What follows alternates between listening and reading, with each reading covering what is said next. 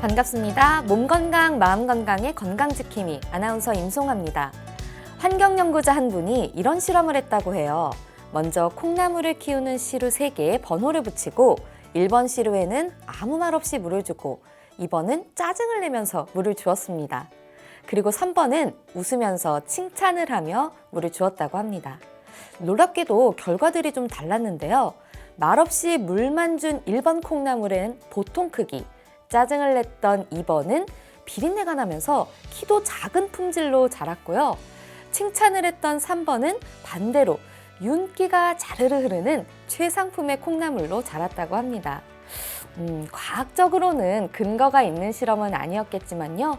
이 실험을 시도했던 환경학자가 하고 싶은 말의 의미는 우리에게 충분히 전달이 되었을 거라 생각해요.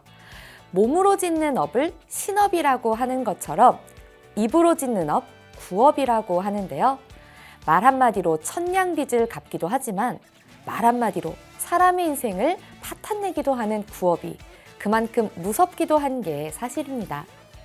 평생 예쁜 말만 쓰고 살기에도 시간이 부족한데요.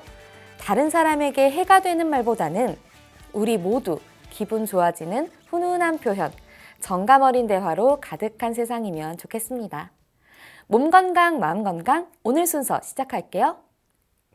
라디오로 생방송되는 오전 11시, 유튜브에서 원음방송 또는 몸 건강, 마음 건강 라이브를 검색하시면 실시간으로 방송에 참여하실 수 있고요. 오른쪽 하단에 구독 버튼 누르시면 원음방송의 다양한 컨텐츠들도 만나실 수 있습니다. 오늘 몸 건강, 마음 건강, 울산시 동구 생기나라 한의원 최기현 박사님과 함께합니다. 건강상담 원하시는 분들은 전화주세요. 서울 02-823-2000번, 서울 전화 02-823-2000번이고요. 문자 상담도 가능합니다. 샵 8970, 우물정 누르시고 8970으로 보내주시면 됩니다. 짧은 문자 50원, 긴 문자와 사진 문자는 100원의 정보 이용료가 부과됩니다. 신청하실 땐 상담받으실 분의 키, 몸무게, 연세를 함께 적어주시고요. 얼굴 사진이나 아픈 부위의 사진도 함께 보내주시면 더욱 자세하게 상담받으실 수 있습니다.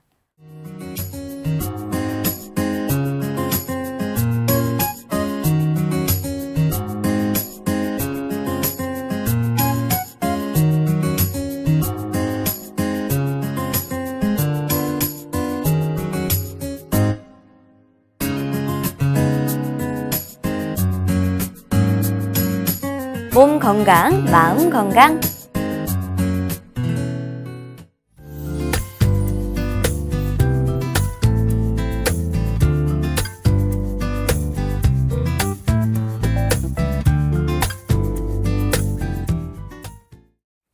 오늘의 미니 강의는 최기현 박사님과 함께 성장 치료에 대한 내용으로 진행됩니다. 박사님 안녕하세요. 안녕하세요. 반갑습니다.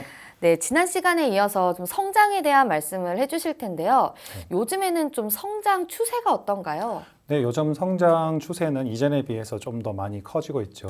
예를 들어서 우리나라가 1950년 한국전쟁 이후에 보릿고기가 70년대 초반까지 있었잖아요. 그때는 먹을 게 별로 없었죠. 그렇지만 네. 지금은 이제 국민소득도 증가하고 먹는 것도 풍족해지는 만큼 키도 커지게 됐는데요.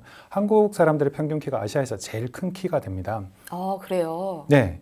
2006년에는 여아가 평균 11.3세, 남자아이들은 12.1세 2차 성장이 나타났고요. 2010년에는 여자아이들 평균으로 9.1세 2차 성장이 나타났죠. 2차 성장이 빨리 나타났다는 얘기는 그만큼 성숙해지고 몸이나 마음 여러 가지들이 좀 더 빨라졌기 때문이라고 볼 수 있는데요.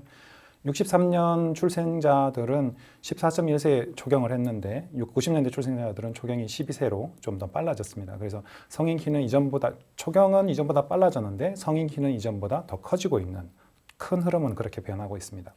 근데 보통 이제 생리가 시작하면 네.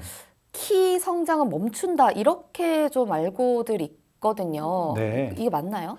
꼭 그렇지만은 않습니다. 대부분의 경우에 생리하고 2차 성장하고 키 성장하고 비슷하게 가기는 하는데요. 키 성장 같은 경우는 생리하기 전에, 예를 들어 2차 성장이 생리하기 전에 2차 성장이 있고 2차 성장 이전에 이제 키가 자라게 되는데, 좀 우리가 쉽게 얘기하면 사춘기 이전에 자라는 키가 있고 사춘기 스퍼트라고 해서 사춘기 때 급하게 자라는 키가 있고 사춘기가 지나고 나서도 자라는 키가 있어요. 이 세 가지를 다 합쳐야 됩니다. 그럼 이제 사춘기 이전의 성장은 또 네. 이제 지난번에 말씀하셨던 뭐 이제 급하게 1차에 뭐 5cm에서 6cm가 성장하는 그 시기가 맞나요? 네, 맞습니다. 보통 이제 사춘기 이후에는 성장이 좀 떨어지고요. 네. 사춘기 이전에는 보통 5에서 6cm 정도 자라는데 성장은 제일 중요한 게 뼈 나이예요. 뼈 나이. 예. 근데 우리가 이제 뼈 나이를 알려면 엑스레이를 찍어봐야 되거든요. 네. 그래서 엑스레이를 찍지 않고도 알 수 있는 게 2차 성징으로 드러나는 겉으로 드러나는 외부로 드러나는 형태인 거죠. 이게 이제 첫 번째 나타나는 게 피지이고 여학생들을 기준으로 하면 피지가 나타나고 엉덩이가 커지고 가슴이 발달하고 여드름이 생기고 음모가 나고 질분비물이 생기고 마지막에 겨드랑이 털이 생기는데 질분비물이 나타나기 시작하면 이제는 생리할 때가 됐구나라고 이렇게 볼 수 있는 거죠. 그래서 겉으로 드러나는 걸 통해서 속에 있는 뼈의 나이가 이렇게 됐겠구나라는 걸 볼 수 있습니다. 그 뼈 나이라는 게 네. 뭐 그러니까 흔히 뭐 어른들이 말씀하시는 네. 뭐 뼈가 사갔다 이런 건 아닐 거고 그 뼈 나이라는 건 어떤 걸 말하는 건가요? 뼈 나이는 그 아이들의 성장 패턴에 있는 여러 가지 아이들 엑스레이를 찍어봐서 평균적으로 해당되는 아이들의 뼈의 모양이 어떻다라고 보는 거죠. 네. 성장판은 꼭 그 뼈의 끝부분에 있어요. 손가락에도 있고요. 그리고 큰 뼈들에도 있고 척추에도 있습니다. 네. 그래서 처음에는 우리 몸에서 제일 먼 곳, 손가락 끝에서부터 성장판들이 그 기존에 있는 큰 뼈와 같이 이렇게 붙어요. 네. 그러면서 성장판이 닫히죠. 그래서 이제 배우들 중에는 그런 배우가 있죠. 이렇게 앉아 있을 때 보면 되게 키가 큰 사람 같은데 섰더니 네. 키가 작아요. 이 사람은 성장이 후성장이 된 거거든요. 그래서 아. 손가락이나 다리나 팔에 성장이 된 게 아니라 척추에 성장이 많이 된 거죠. 그런 사람들은 앉은 키는 큰데 서 있으면 키가 작은 거고 어려서부터 성장이 잘 된 사람은 팔다리가 길쭉길쭉하면서 이렇게 보면 되게 이렇게 바디 쉐입도 좋고 몸매도 좋은 경우들에 해당이 되죠. 그렇게 성장 나타나는 그 아이들의 평균 나이대에 해당하는 그 뼈를 가지고서 뼈 나이를 평균을 낸 것을 우리가 뼈 나이라고 얘기를 합니다.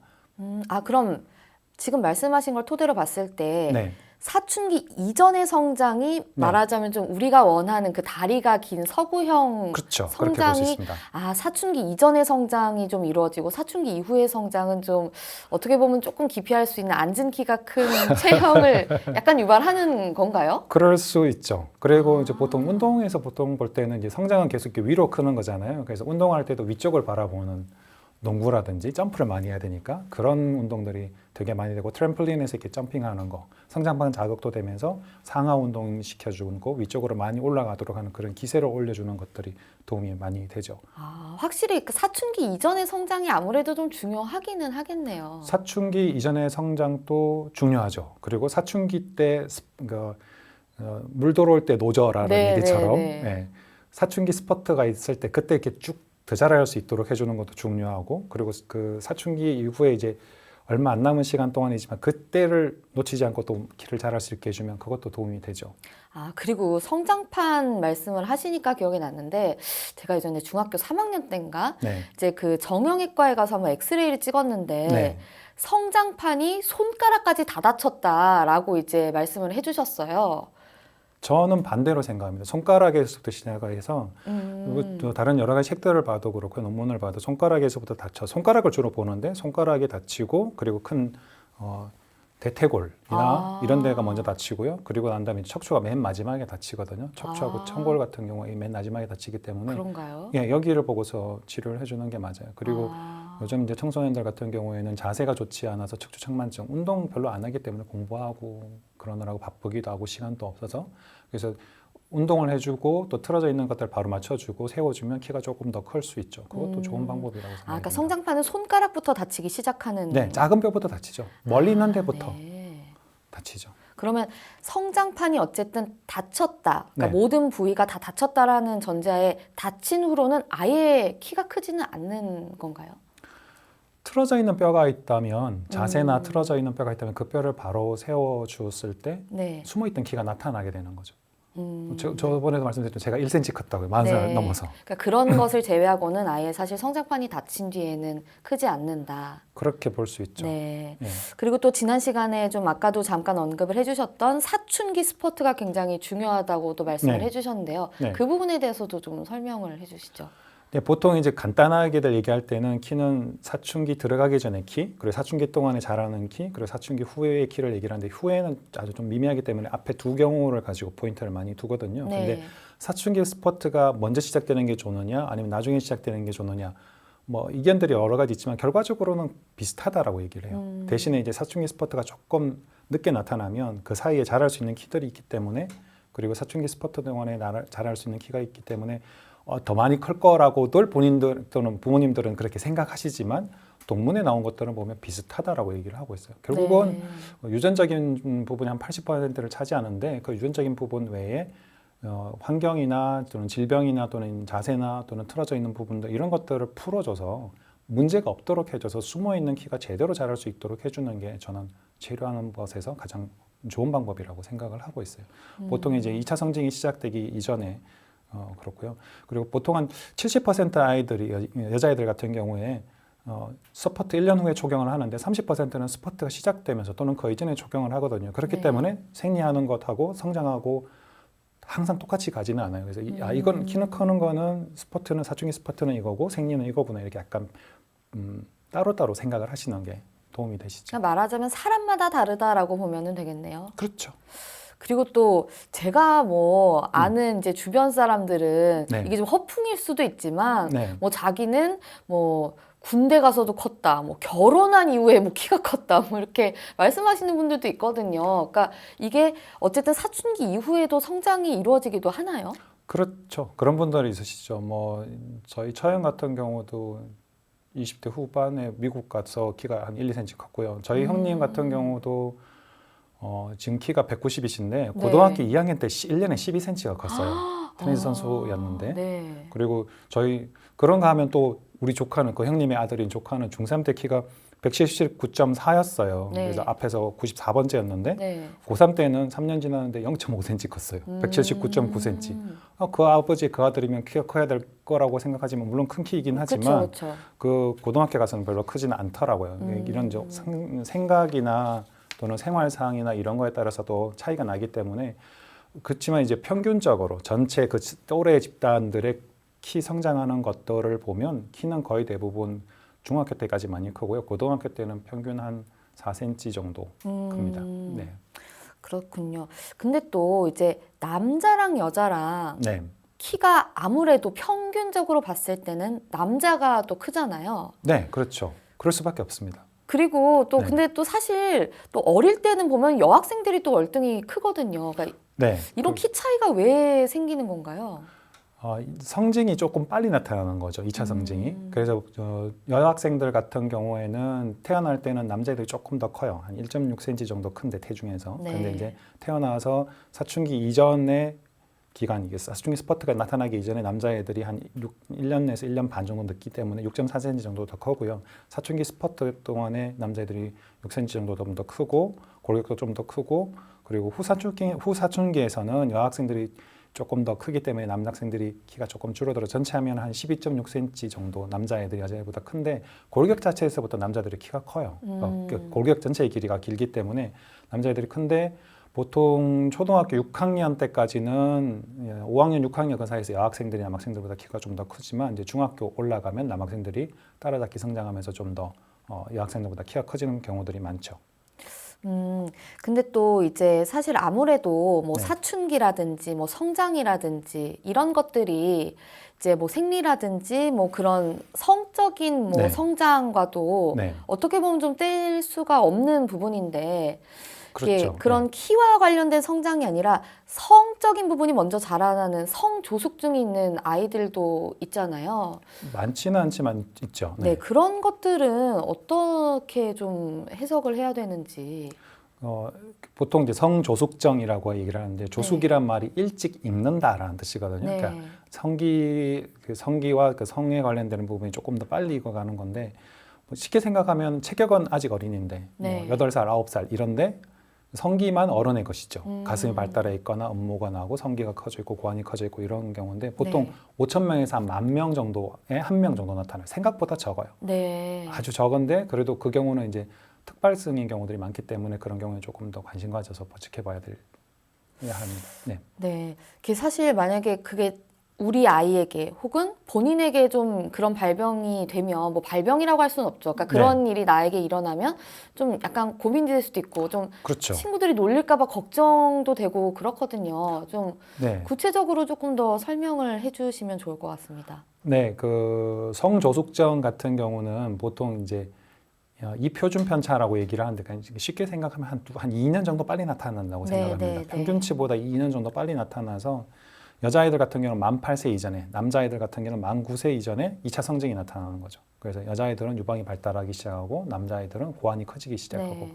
그리고 남자애들 고환 같은 경우는 세로 길이가 한 2.5cm 이상이 되는 경우 또는 용적으로 4mm 이상 정도 되는 거라고 생각을 하는데 네. 그렇게 됐을 경우에 이제 2차 성징이 나타나기 시작했다라고 볼 수 있고요. 미국 같은 경우에서는 그 인종에 따라서 조금 차이를 둡니다. 그러니까 백인 같은 경우는 7세 이전에, 흑인 같은 경우는 6세 이전에 수정할 것으로 조금 그 기준을 조금 이렇게 고려하고 있습니다. 그래서 예를 들어 이 아이가 뭐 조금 더 이제 생각해 보면 요즘 한국에도 다문화 가정들이 많은데요. 다문화 가정 같은 아이들 같은 경우는 조금 더 이 기준치를 좀 변화시켜야 될 수도 있을 것이라고 생각은 듭니다.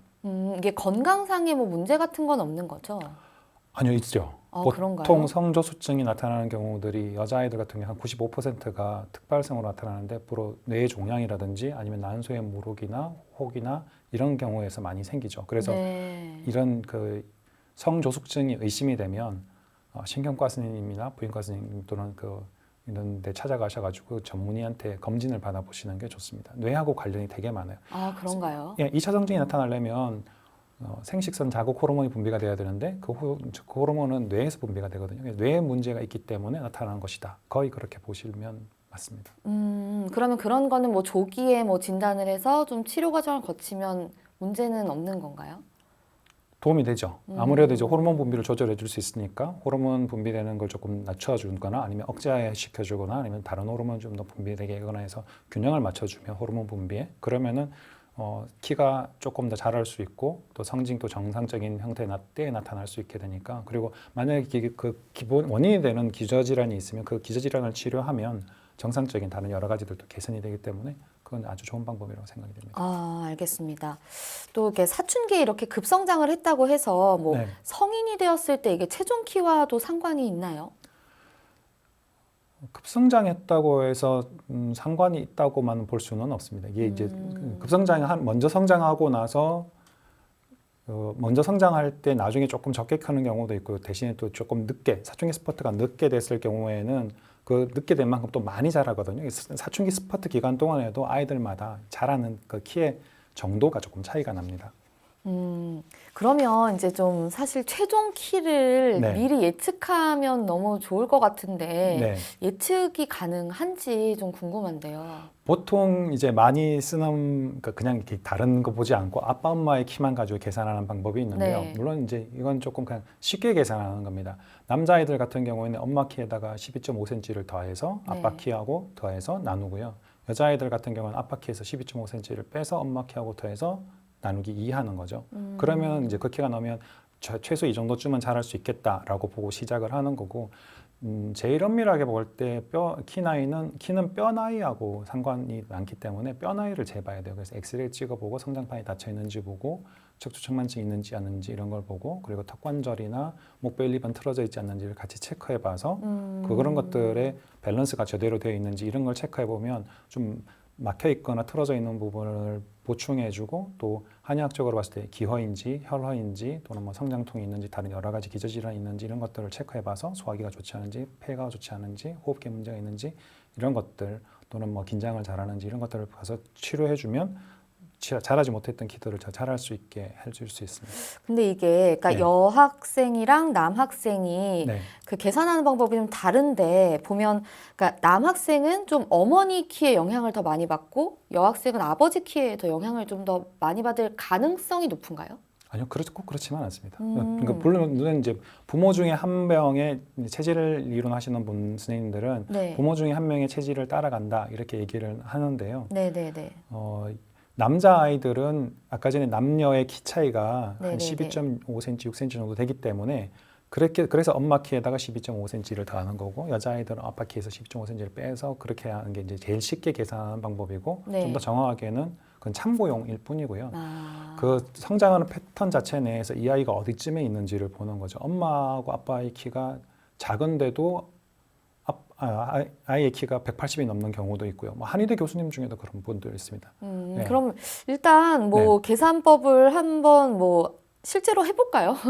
임의로. 네. 네, 그래서 뭐 아버지 뭐 여학생이라고 가정을 하고 뭐 해서 네. 아버지 키가 한 175 정도, 네. 그리고 어머니 키가 160 정도라고 가정을 하고, 네. 네, 한번 그러면 어떻게 되죠? 여학생이라고 했을 때, 그러면 아빠 키 175에서 12.5를 빼죠. 네. 그러면 162.5가 되죠. 네, 여기에다 엄마 키 160을 더하면 네, 322.5가 되는데요. 네.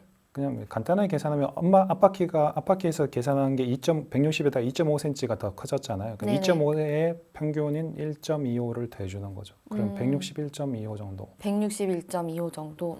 요렇게. 네. 근데 이게 좀 정확한 방법은 아닌 거죠? 그냥 참고용으로. 요 정도 될 것이다. 이 정도는 잘할 수 있는데, 근데 얘가 만약에 성장이 더디거나 좀 그렇다면 문제가 있는 거죠. 그럼 그 문제를 해결해 줘야 되는 거고, 대신 또 그럼 좀 뭐 성장이 끝난 다음에 얘는 뭐 아빠가 군대 가서 또는 대학교 가서 키가 커졌으니까 얘도 대학교 가서나 군대 가서 키가 클 것이다. 또는 뭐 엄마 아빠가 키가 컸으니까 얘가 나중에 키 클 거야. 이렇게 하다가 시기를 놓쳐서 와서 뭐 키 클 수 있냐 이렇게 물어보거나 아니면 어떤 포탈에 보면 이런 게 있죠. 고등학교 3학년인데 이제 키 더 클 수 있냐 이렇게 물어보면 네. 그 뼈 나이를 보기 위해서 엑스레이를 찍어봐야겠지만 거의 다쳤을 거고 거의 성장은 종결됐을 가능성이 많죠. 그러면 안타깝죠.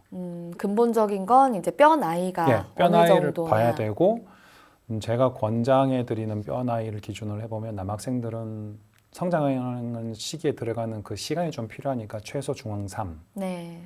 예, 여학생들은 최소 중2 정도 전에 해야 어느 정도 이렇게 효과도 보고 좀 더 나은데 그 이후에는 하면 똑같은 투자를 했는데 그 효과라는 측면에서 봤을 때는 조금 더디죠. 그래도 안 하는 것보다 낫긴 한데 막차 탄다 뭐 이렇게 생각해 볼 수는 있는데 뭐 제일 좋기는 초등학교 5, 6학년 때 해주면 아이들이 체격도 커지고 그러면서 머리도 좋아지고 집중력도 좋아지고 또래 집단 내에서 같이 생활하는 데서도 자신감도 얻게 되고 그리고 초등학교 말고 또 중학교 가면 아이들 간에 이렇게 여러 가지 이 사춘기에 들어가면서 애들이 이렇게 막 겨루기도 하고 뭐 힘싸움도 하고 축구도 하고 이러면서 이렇게 몸싸움도 하고 그러는 데에서 이겨내는 거 또래 집단에서 살아나는 법을 세우는 그런 사회적인 활동이나 심리적인 측면에서 봤을 때 좀 더 효과가 좋다고 저는 보고 있습니다. 네. 네.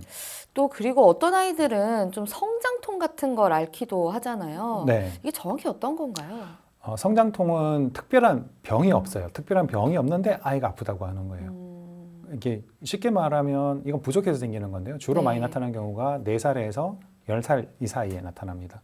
그리고 보통 이제 하체 쪽 자랄 때는 이때는 성장판이 많이 열려 있는 타이밍이기 때문에 다리나 무릎 쪽으로 많이 아프다고 그러고 주물러 주면 낫다고 그러고 밤에 잘 아프다고들 하죠. 이건 성장하는 데 필요한 원소도 부족하고 에너지도 부족하고 또 성분도 부족하게 되면 잘 안 먹거나 또는 아이가 너무 많이 빠른 한 번에 너무 쭉쭉 자라거나 그럴 때 나타나는 거죠.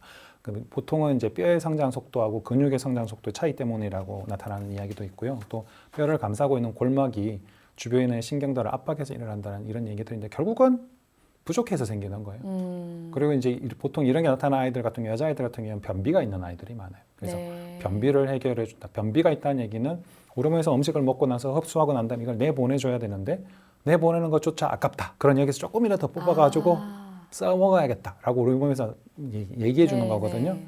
그래서 이런 경우에는 이제 혈액이 좀 부족한 것으로 보고 혈액을 좀 더 보충시킬 수 있는 혈액을 만드는 건 결국은 우리가 먹는 음식물이거든요. 그래서 잘 먹고 잘 마시게 하고 즙이 좀 더 많은 걸 해주고 그런 걸 섭취하면서도 부족하면 이제 한약을 쓰고 그러면 되게 좋아져요. 그리고 이제 피부를 만져봤을 때 이제 부모님들이 아이들 복부나 막 가슴이나 등판 있는데 만져봤을 때 좀 너무 거칠다, 거칠거칠하다 이러면은 피부까지도 이렇게 혈액이 충분하게 공급이 되지 못해서 부족한 것이기 때문에 이러면서 이 성장통, 다리나 무릎이 아프다, 주물러 주세요 막 이러면 그런 경우에는 한약 먹으면서 치료를 하면 아주 많이 좋아집니다. 그리고 또 만약에 이제 이런 아이들이 조금 어떤 부분이 좀 부족한 것이냐를 봐서 기운이 화한 건지 아니면 혈액이 화한 건지 또는 기운과 혈액이 같이 부족한 건지 또는 신장, 뼈가 약해서 그런 건지 이런 걸 봐서 그 부족한 부분을 보충해주고 보강해주면 많이 좋아집니다. 네.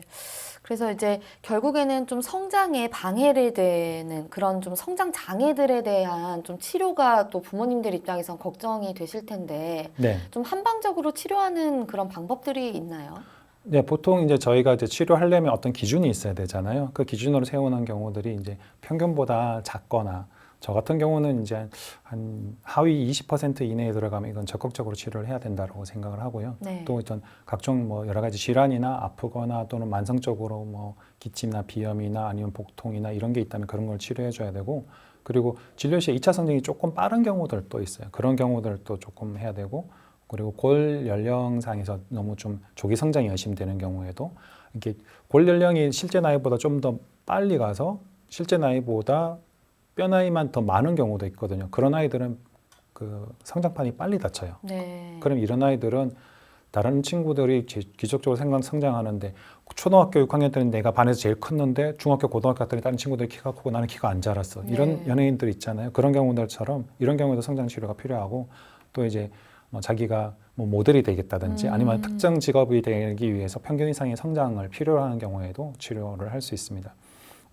제가 치료한 사례 중에 이제 음성틱이랑 운동틱이 뚜레 증후군이 같이 있던 친구가 있었는데 만 10에서 11개월 됐는데 이 친구를 한 7개월 동안 치료했는데 이런 문제들, 뇌에 관련되는 문제들이 있는 경우에는 이 친구 같은 경우는 7개월 동안 1.3cm만 자랐으니까 네. 이런 걸 치료해 주지 않으면 제대로 잘 성장이 좀 어렵게 될 수 있죠. 장애되는 요인을 제거해 주는 거, 이게 성장에 아주 도움이 많이 됩니다. 네.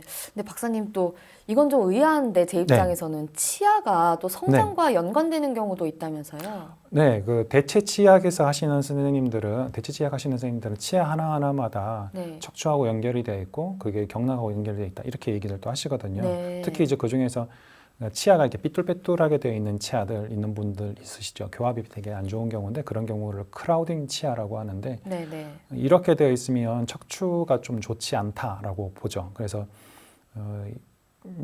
제가 치료한 사례 같은 경우에도 유치에서 영구치로 바뀌는 동안에 교합이 개선이 되면서 한 1년 10개월 동안에 18cm가 자라죠. 보통 한 달에 1cm 정도 이상 자라면 아주 탁월한 치료 효과가 있고 1년에 10cm 이상 자라면 치료 효과가 아주 좋은 거다라고 얘기를 할 수 있는데 이 친구는 그 또래 집단에서 보면 40%였는데 63%로 146에서 164 정도로 성장했으니까 아주 좋아진 경우죠. 이 경우는 이제 치과 선생님들하고 같이 협진하면서 치아에 삐뚤빼뚤해져 있는 게 정상적으로 되면서 잇몸이 좀 더 커지고 하면서 나타난, 그러면서 이제 척추가 틀어져 있는 건 제가 치료해 주가면서 턱관절 사이가 프리웨이 스페이스라고 하는데 그 프리웨이 스페이스가 유지될 때 턱관절 옆으로 지나가는 9개의 뇌신경이 눌리지 않으면서 뇌신경과 척추의 상호 균형이 잘 되면서 큰 성장을 나타내는 경우입니다. 네. 근데 또 주변에 보니까 복통을 호소하는 네. 그런 아이들도 있다고 하더라고요. 그렇죠. 결국 우리가 살아가려면 또 성장하려면 먹고 마시고 숨 쉬고 이게 원활하게 되고 또 먹고 마신 게 숨 쉰 게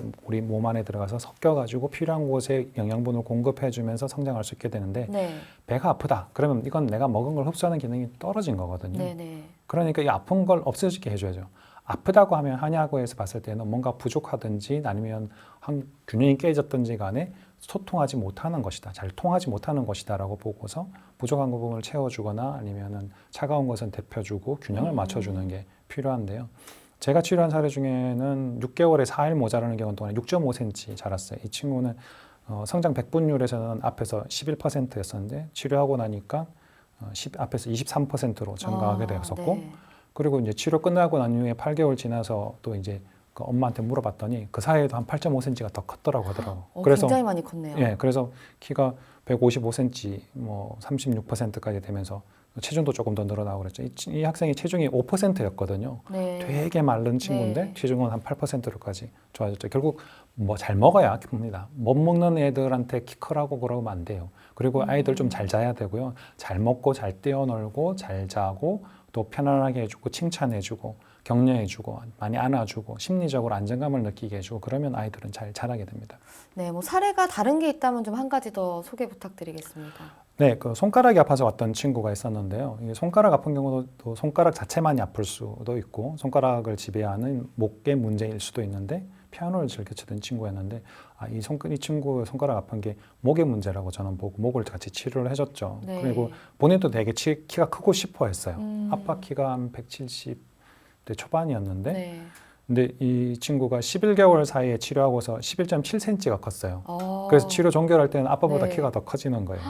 굉장히 많이 컸네요. 네, 그래서 이제 42%였는데 70%로 11개월 사이에 성장이 많이 커지면서 또 조금 통통한 체격이었는데 체격도 되게 좋아지고 그러면서 되게 좋아했었고 엄마도 되게 뿌듯해했죠. 옷값 좀 든다고 그러긴 했지만 좋아했었던 기억이 납니다.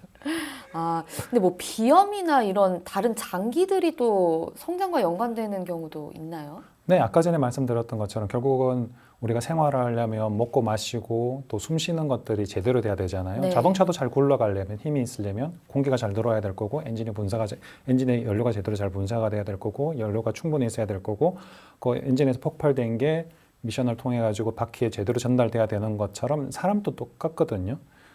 그렇기 때문에 이 호흡이 제대로 잘 안 되거나 그런 문제가 되고 또 남자아이들 같은 경우에는 소변을 자주 보는 경우들이 있어요. 이 소변 자주 보는 게 네. 소변 방광에서의 근육이 너무 민감도가 너무 증가해서 나타나는 경우들이 많거든요. 네. 그건 또 뇌에 영향을 받아요. 그래서 뇌 당분이 가지 못하거나 또는 방광 쪽에 너무 민감도가 증가하는 경우이기 때문에 이런 경우들은 조금 이렇게 보충해주면서 뇌 민감도를 좀 떨어뜨려주고 그렇게 해주면 키가 많이 크게 되죠. 비염이랑 소변 자주 보는 것 때문에 좀 지속적으로 치료받는 어린이인데요. 이 친구는 6년 치료하면서 한 43cm 정도 컸어요. 평균 1년에 7cm씩 컸는데 네. 최근 1년 사이에는 한 9cm 정도 컸었죠. 그래서 성장 백분율도 70%에서 93%로 되게 커졌고 또 이 친구는 성적도 많이 오르고요. 네. 전교 1등도 하고 막 그랬다고 하더라고요. 그래서 키도 굉장히 큰 편이겠어요. 네, 아빠도 되게 좋아하고 그러시었어요. 네, 알겠습니다. 오늘은 그러면 성장 치료에 대해서 뭐 자세히 강의해 주셨습니다.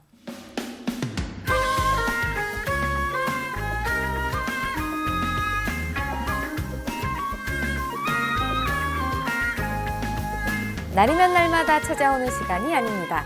약이 되고 복이 되는 꿀 같은 건강 정보 튼튼보감 시간입니다. 오늘의 주인공은 박하입니다. 박하는 건강에 어떤 도움을 주는지 박사님께 여쭤볼게요. 박사님, 박하는 어떤 효능을 가지고 있나요? 네, 박하는 습기가 강한 충분한 들판에서 잘 자라는 식물인데요. 박하 드셔보시면 느끼겠지만 이렇게 상쾌하고 시원한 느낌 나죠. 그게 네. 멘톨 때문에 그런데 박하사 사탕 우리가 잘 먹는 그 시원하고 조금 매운맛 나는 그것 네. 때문에 그렇죠. 이제 서양에서는 보통 이제 민트라고 하는 건데 이게 서양 박하라고 보시면 되는데 약간 우리 거보다 조금 이 성능이 떨어지지만 우리 동양에서 나는 박하가 조금 더 향이 진하고요. 이 향이 나는 것들이 보통 이게 뇌를 좀 안정화시켜주고 소화를 좋게 해줍니다. 그래서 특히 이 박하는 구취 제거에 도움이 많이 되고요. 그래서 네. 구취를 제거해주고 구강 내에 있는 세균들도 줄여주고 잇몸 질환에도 도움이 많이 됩니다. 또 위장 기능을 좋아지게 해주고 또 향이 있는 애들은 이렇게 운동을 잘 시켜주거든요. 네. 그러니까 소화가 잘 되겠죠. 그리고 또 멘톨 성분이 구강 내에 있는 침 분비를 좋아지게 해줘가지고 소화도 잘 만들게 해주고 그러니까 소화 불량 안 되는 분들한테 또는 많이 먹고도 좀 그윽하거나 좀 이렇게 네. 좀 더부룩하거나 그런 분들이 드시면 좋습니다.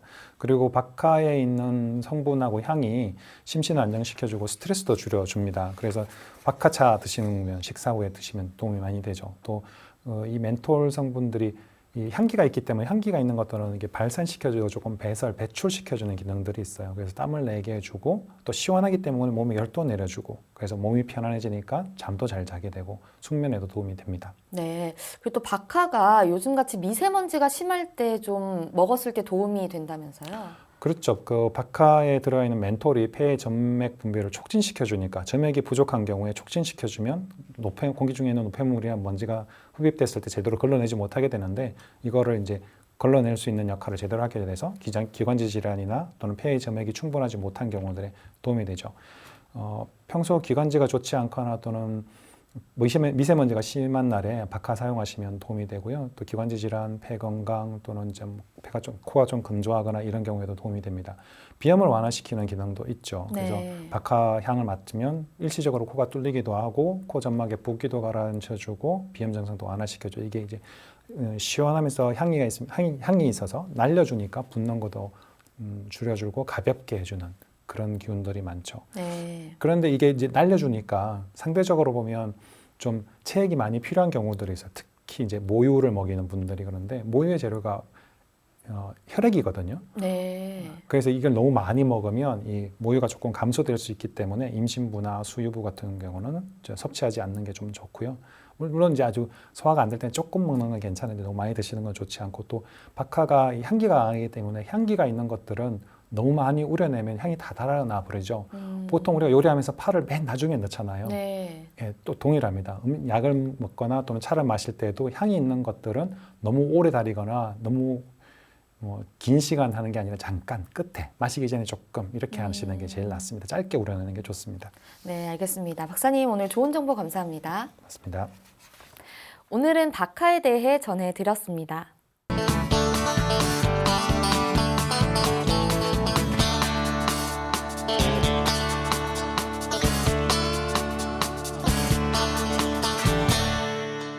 자, 그럼 오늘의 건강상담 시작해 볼 텐데요. 건강상담은 체질이나 상황에 따라 개인차가 있을 수 있다는 점 미리 말씀드립니다. 상담 전화 서울 02-8232-2000번입니다. 몸건강, 마음건강은 TV와 라디오를 통해 방송됩니다. 원음방송TV는 스카이라이프 채널 187번, KT 올레TV 284번, SKBTV 309번, LGU 플러스 278번, 딜라이브 159번, CJ 헬로 238번, 현대 HCN 549번, 제주 KCTV 375번, 금강방송 796번, 모바일 에브리온 TV는 채널 100번이고요. 라디오는 서울 경기 FM 89.7, 부산 경남 104.9, 대구 경북 98.3, 광주 전남 107.9, 전북 충남 지역은 97.9MHz입니다. 원음 방송은 스마트폰으로도 만나실 수 있는데요. 플레이스토어나 앱스토어에서 원음 방송 검색하시면 무료로 다운받으실 수 있습니다. 오늘은 최기현 박사님께서 친절한 상담 해드립니다. 자, 그럼 첫 번째 전화 받아보겠습니다. 여보세요? 여보세요? 네, 반갑습니다. 네, 수고하십니다. 네, 본인 상담이신가요? 예, 예. 네, 키와 몸무게, 연세가 어떻게 되십니까? 키는 198이고요. 네, 몸무게 68, 네, 나이는 58세입니다. 네. 제 옆에 최기현 박사님 나와 계십니다. 편하게 상담 받아보세요. 반갑습니다. 네, 안녕하십니까? 네, 어떤 증상이 제일 불편하신가요? 저는요, 네, 그 소변을 보는데, 네, 소변 색깔이 아주 짙어요. 네, 제가 그 소변 예전에 봐온 거랑은 확연히 틀리고요. 네. 그리고 소변에 거품이 많이 섞여 납니다. 아, 소변색이 짙으시고 거품이 많으시다. 네. 예. 소변 보는 근데 횟수. 네, 예, 전에 네, 한번 제가 그 소변 상담 한 적이 있거든요. 네, 그래가지고 제가 비뇨기과를 갔어요. 네. 비뇨기과에서 뭐라고 그러니까 하시던가요? 비뇨기과에서는 아무 이상 없다 그럽니다. 아, 그래요. 예. 근데 전번에 박사님이 말씀하시기를 염증 소견이 있다 그래서 제가 궁금해가지고 전화하는 거거든요. 또 다른 부분들을 좀 불편하신 게 있으신가요, 선생님? 치질이 있습니다. 아, 치질 있으시고요. 혹시 네. 이전에 뭐 앓았던 질환이나 아니면 드시고 있는 뭐 약이나 이런 게 있으실까요? 지금 만성 간 질환 약 먹고 있습니다. 아, 예, 만성 간질환 약 드시고 계시고 혹시 뭐 예. 수술 받으시거나 뭐 다른 건 또 있으신가요? 수술은 오래됐습니다. 한 20년 됐습니다. 아, 네. 어떤 수술 받으셨어요? 발목 관절 고정 수술이요. 발목 관절 수술 받으셨다고. 네. 아, 발목이요. 그러면 발목을 이렇게 앞뒤로 숙이고 젖히고 하는 거 괜찮으세요? 좀 불편함이 있으실 것 근데 같긴 한데. 그냥 걷는 데는 별로 모르는데 약간 삐끗한다든가 네. 잘못 앉으면 아직 아프긴 해요. 아, 그러시군요. 일단 이제 보면요, 한 가지 더 여쭤보겠습니다. 선생님, 그 물 드시는 양은 하루에 한 몇 컵 정도 드시나요? 물이나 물을 주스. 많이 먹어요. 1리터 한 병 반 정도 먹습니다. 1리터로 한 병 반이요. 예. 예. 소변은 하루에 몇 번 정도 보시나요? 수면 자주 보죠. 10번 이상. 10번 이상이요. 약간 문제가 네. 있긴 하시네요. 보통 이제 소변 보는 횟수는 물이나 음료수 같은 섭취하는 양하고 비례하거든요. 그래서 보통 예. 7번 정도, 7컵 정도, 200cc 컵을 기준으로 해서 한 7컵 정도 드시면 7번 정도 보시고, 뭐 10컵을 드시면 예. 10번 정도 보시게 되는데, 그런데 이제 드시는 예. 양에 비해서 소변 보는 횟수가 많아요. 그러면은 이제 예. 세 가지 정도로 생각을 해볼 수 있습니다. 첫 번째는 전립선이나 방광 자체의 문제를 생각해 볼 수 있고요. 근데 이제 비뇨기과에서 문제가 없다고 하니까 그쪽은 패스. 그러면 이쪽을 지배하는 방광 같은 경우는 허리뼈 3, 4, 5번의 문제일 수 있거든요. 예. 예, 그쪽을 생각해 볼 수 있고, 그 다음이 상부경추, 목뼈 1, 2, 3번하고 뇌의 문제를 생각을 해볼 수 있는데, 근데 선생님이 예. 치질도 심하다고 하셨잖아요. 치질도 예. 심하고 소변 색깔도 진하면 이건 몸에 열이 있는 분들인 경우가 많아요. 그런데 선생님이 간이 안 좋다고 하셨잖아요. 그러면은 예. 예. 간은 우리 몸에서 해독도 시켜주고 또 필요한 혈액들을 필요한 곳으로 이렇게 보내주는 역할을 하는데 뭐 예. 좀 여러 가지 문제들이 있거나 했을 때 그 해독시키기 위해서 간은 대장이나 대장과 연결되어 있는 데서 이렇게 진액들을 끌어와서 쓰게 되거든요. 그러면 그 대장 예. 쪽에서 문제가 생기니까 변비가 심하거나 또는 치질 같은 거 스트레스 받는 게 생긴다면 그런 것이 생길 수도 있고요. 그리고 그러면, 예, 박사님, 네, 거품 많은 게, 당뇨에도 관련이 있습니까? 당뇨 때문에 나타날 수도 있습니다. 단백뇨일 때도 나타날 수도 있고 당뇨 있을 때도 소변에 거품이 많이 나타날 수도 있습니다. 그런데 이제 그럼 제 몸에 염증이 있다는 건 좀 일리는 있는 얘기입니까? 어떻습니까? 간 질환이 있으시니까 방광 쪽에 자체의 문제는 없지만 간으로 인해서 예. 생기는 염증이나 이런 것들은 있을 수 있다라고 볼 수도 있죠. 그러면 이제 아, 그 염증이 어디서 생긴 예. 거냐를 보고 그 예. 그러니까 염증이 생긴 곳을 치료하려고 그러면 소염제나 뭐 염증을 줄여주는 한약이나 이런 식으로 쓰실 수 있는 부분이 있고요.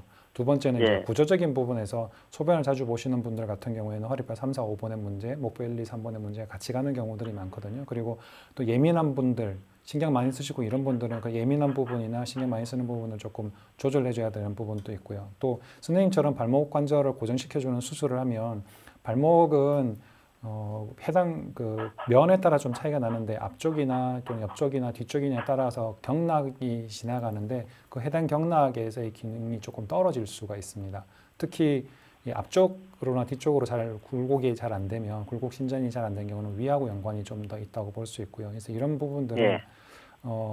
가까운 한의원이나 예, 또 예, 신경과 예, 쪽이나 말씀하시죠. 뭐 아니면 이런 데 가셔가지고 그 진단을 같이 한번 받아보시는 게 좀 나을 것 같습니다. 아, 한의원 쪽으로 가세요? 네, 네. 선생님 참고하셔서 뭐 가까운 예. 한의원이나 가셔서 뭐 좀 자세하게 진단을 받아보시기를 추천드리겠습니다. 예, 고맙습니다. 네, 네, 감사합니다. 감사합니다. 예. 네, 건강 상담은 체질이나 상황에 따라 개인차가 있을 수 있다는 점 미리 말씀드립니다. 그럼 다음 전화 이어가겠습니다. 여보세요? 여보세요? 네, 반갑습니다. 네네. 네, 본인 상담이신가요? 아니요, 제가 아니고 저희 손주인데요. 아, 네. 그럼 손주분 키와 몸무게 그리고 나이가 어떻게 되나요? 키는 11.46이고요. 네, 몸무게는 22kg예요. 네. 나이가 7살, 남자아이. 아, 네. 지금 제 옆에 최기현 박사님 나와 계십니다. 궁금한 점 있으시면 물어보세요. 반갑습니다. 네네. 안녕하세요. 네, 네, 어머님.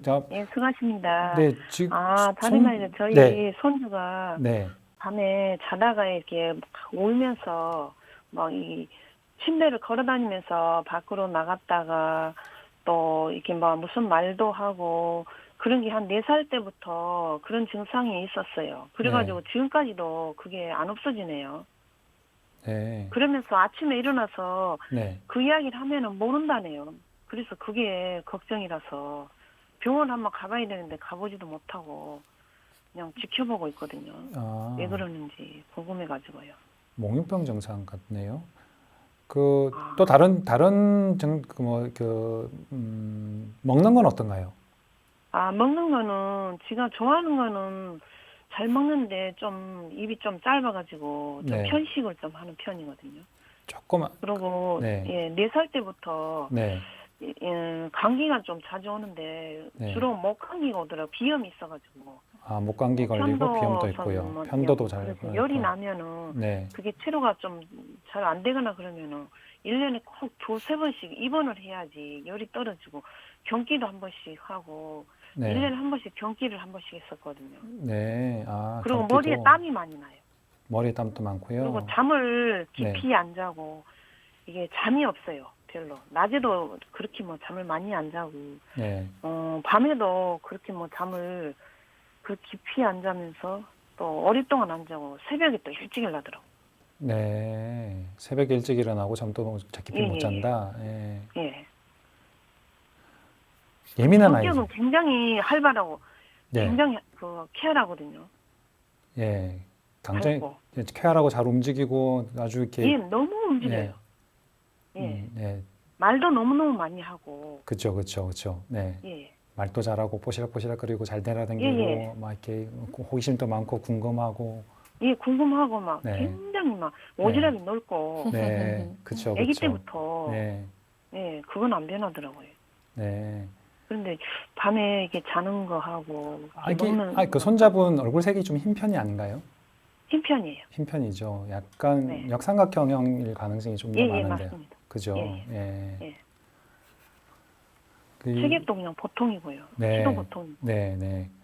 이 손자분 같은 경우는 좀 약간 예민한 경우 같거든요. 그리고 생김새로 보면 이게 역삼각형으로 생긴 사람들이 천수상이라고 표현을 하는데 예.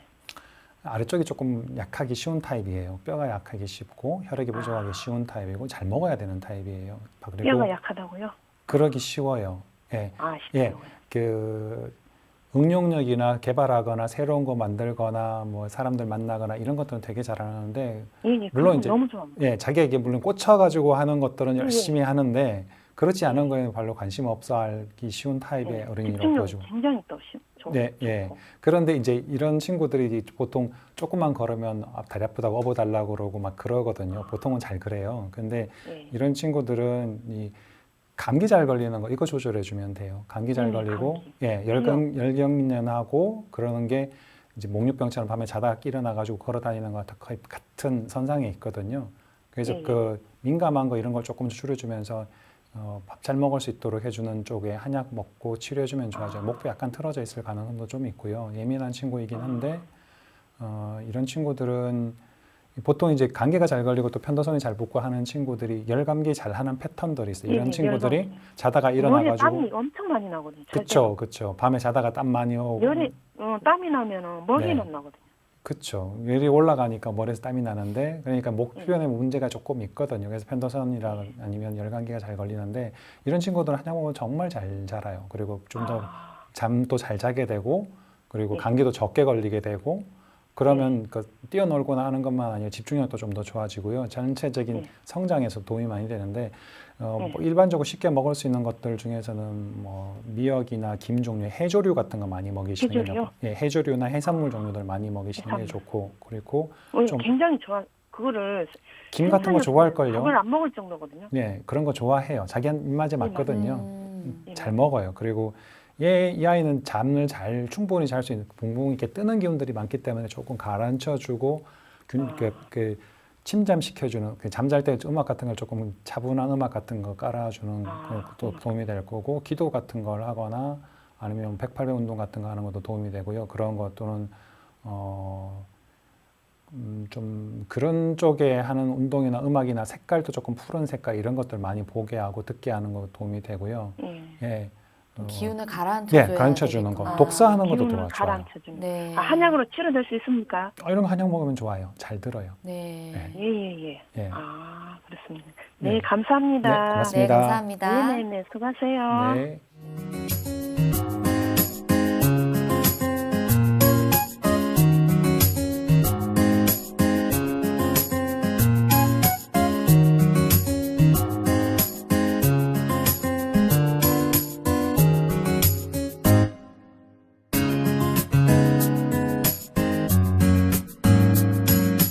몸 건강, 마음 건강. 몸 건강, 마음 건강. 오늘은 최기현 박사님과 함께했습니다. 박사님 오늘 좋은 말씀 감사합니다. 감사합니다. 다음 시간엔 한의사 손세민 원장님과 함께할게요. 오늘도 건강한 하루 보내세요. 이 프로그램에 참여해주신 분들께는 건강과 믿음을 전하는 농협 한삼인에서 6년근 홍삼 순회골드를 드립니다.